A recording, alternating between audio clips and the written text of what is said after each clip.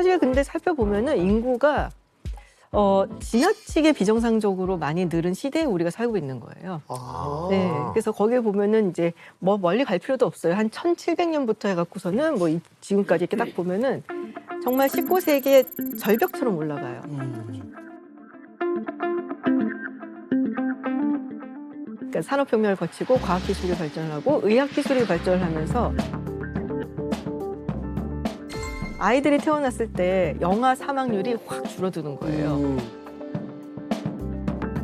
근데 그게 이제 정점을 찍는 게 한 2080년 정도 돼요. 그때 104억 정도 될 거다. 그리고 이제 그때부터는 조금씩 내려오게 되는데 너무 급속도로 늘어났다가 어떻게 보면 좀 정상을 찾아가는 과정일 수도 있죠.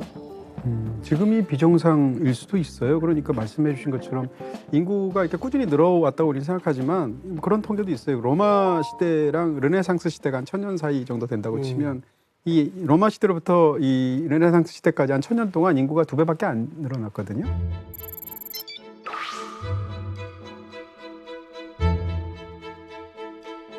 (18세기에) 인구가 10억 명이 안 됐단 말이에요, 전 세계에. 근데 지금 한 200년 조금 더 지났는데 인구가 한 80억 되잖아요. 그러니까 지금 상황이 어떻게 생각하면 비정상적인 걸 수도 있고 어떻게 보면 그 전까지는 인구가 수축했다가 늘어났다가 하는 것을 계속 순환적으로 인구가 유지가 됐는데 지금은 사실은 이제 급격하게 19세기, 18세기 후반에 산업혁명 이후에 급격하게 올라간 거거든요.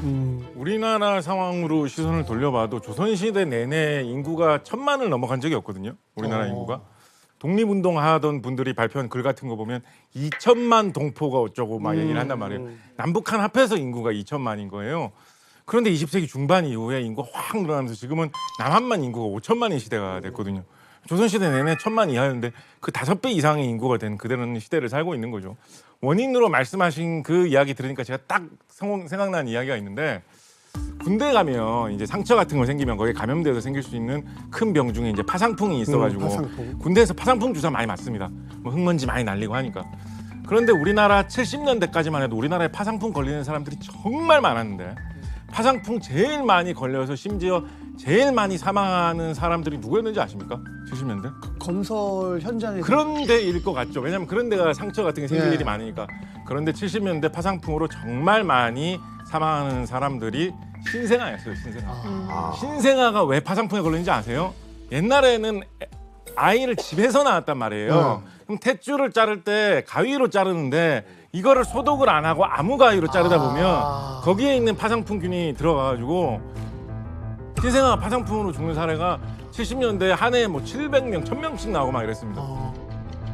그래서 그때 당시에 뭐 파상풍 반대 홍보 자료 이런 거 보면 제발 이 끓는 물 같은 데다가 소독 좀 하고. 가위를 소독을 한 다음에 탯줄 잘라라 이런 거 항상 나오고 했었거든요. 그런 간단한 과학 기술의 어떤 반전으로 이제 그 애들이 다 태어나가지고 자라나니까 인구가 팍 늘어난 게 사실은 최근 우리가 20세기 들어와서 어떻게 보면 인류 역사상 처음으로 한번 겪었던 사건인 거죠.